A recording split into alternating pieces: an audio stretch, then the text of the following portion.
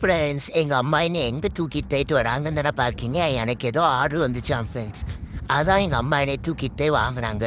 அது என்ன ஆர்டர் பண்ணியிருக்காங்க தெரியுமா? எனக்காக எங்கள் அம்மா பெல்ட் வாங்கியிருக்காங்க ஃப்ரெண்ட்ஸ். என் பழைய பெல்ட் ரொம்ப பழசாகி பிஞ்சு போயிட்டு ஃப்ரெண்ட்ஸ்.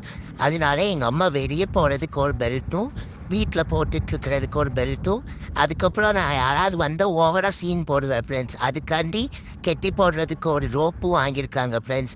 என்னை கெட்டெல்லாம் தேவையே இல்லை ஃப்ரெண்ட்ஸ், நான் நல்ல பையன்தான். ஆனால் எங்கள் அம்மா வந்து நான் சீன் போடுறேன்னு சொல்லிட்டு கெட்டி போட்டுருவாங்க ஃப்ரெண்ட்ஸ். குழச்சி சீன் போடுறேன்னு. அதுக்கப்புறம் கெட்டி பார்த்துட்டு இருந்தாங்க ஃப்ரெண்ட்ஸ். அவங்களுக்கு கெட்டவே தெரில ஃப்ரெண்ட்ஸ் ஃபஸ்ட்டு. அதுக்கப்புறம் எனக்கு கொஞ்சம் அமைதியாக இருக்க முடியாமல் நான் அவங்களே வந்துட்டு உட்காந்து விளையாட ஆரம்பிச்சிட்டேன் அவங்க கூட.